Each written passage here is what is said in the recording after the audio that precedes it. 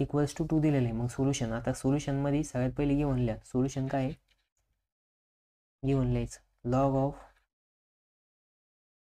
x plus 6 upon log of x equals to 2.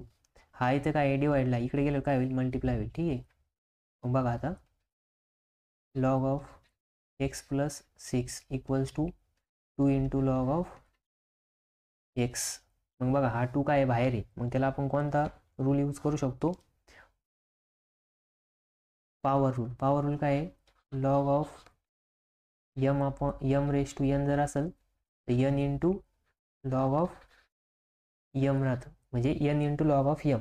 मग बघा आपल्याला ह्या फॉर्मॅटमध्ये दिले, आता ह्या फॉर्ममध्ये आणा त्याला. ह्या फॉर्ममध्ये आणल्यावर काय होईल, इकडची साईड तशीच राहील. बघा म्हणून log of x plus 6 equals to log of, आता हा काय होणार, इथं पॉवरला जाणार x चा स्क्वेअर. मग बघा इथं कोणता रूल अप्लाय होईल, इक्वेलिटी, कारण दोन्ही बाजूला काय आहे, लॉग लॉग आहे. मग ते लॉग लॉग काय होणार, कट होऊन जाणार. मग लिहा खाली ॲज पर द, लिहायचं असं, हा लॉग कट होणार. ठीक आहे. मग लिहायचं x plus 6 equals to x चा स्क्वेअर. मग इथं लिहा rule of equality, rule of equality. मग बघा आता परत क्वाड्रेटिक इक्वेशन, हे दोन्ही इकडच्या बाजूला नेलं काय होणार, मायनस होऊन जाणार.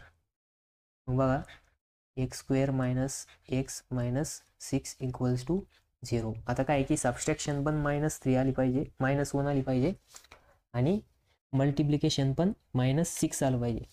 मग आता 6चे असे कोणते फॅक्टर आहे की तिथं काय आहे की त्यांचं मल्टिप्लिकेशन केलं तर मायनस भेटणार आहे, आणि त्यांची ॲडिशन जरी केली तरी पण आपल्याला काय भेटणार आहे, -1 भेटणार आहे. ठीक आहे. मग बघा -3 आणि +2 यांची जर मल्टिप्लिकेशन केलं तर काय भेटतं, -6 भेटतं. ठीक आहे. आणि यांची जर ॲडिशन केली तर -3 + 2 काय होणार, -1 येणार. मग बघा मायनस इथं 1x दिलेलं आहे, म्हणून मग बघा X square minus 3x plus 2x minus 6 equals to 0. ठीक आहे. मग बघा आता एक्स स्क्वेअर नाही, एक्स कॉमन येणार. मग ब्रॅकेटमध्ये x मायनस 3, कारण की इथं x बाहेर आला आणि इथं 3x आहे तर त्याच्यामधला x बाहेर आला, प्लस आता +2 जर कॉमन काढला तिथं मध्ये x मायनस, आता बघा इथं काही आहे 6 आहे, 6ला 2ने जर डिवाइड केलं याच्यातनं 2 काढलं, 3 × 2 आहे, मग इथं राहणार 3 इक्वल्स टू 0. मग बघा फॅक्टर काय आले, x मायनस 3 कॉमन आहे बाहेर काढलं, त्यानंतर ना x प्लस 2 इक्वल्स टू 0. मग बघा इथं काय होणार, x minus 3 equals to 0 and x plus 2 equals to 0. मग बघा इथं x इक्वल्स टू 3 आणि x इक्वल्स टू -2. मग याच्यामधली कोणती व्हॅल्यू सिलेक्ट होणार, पॉझिटिव्ह वाली. ठीक आहे. मग लिहायचं हेन्स x इक्वल्स टू 3. आणि पॉझिटिव्ह व्हॅल्यूज काय करते, या लॉगला सॅटिस्फाय करू शकते, कारण की आपण स्टार्टिंगलाच कन्सिडर केलेलं आहे की पॉझिटिव्ह इंटेजर राहतात m आणि m, तर मग पॉझिटिव्ह जी व्हॅल्यू येणार आहे तीच घ्यायची. ठीक आहे.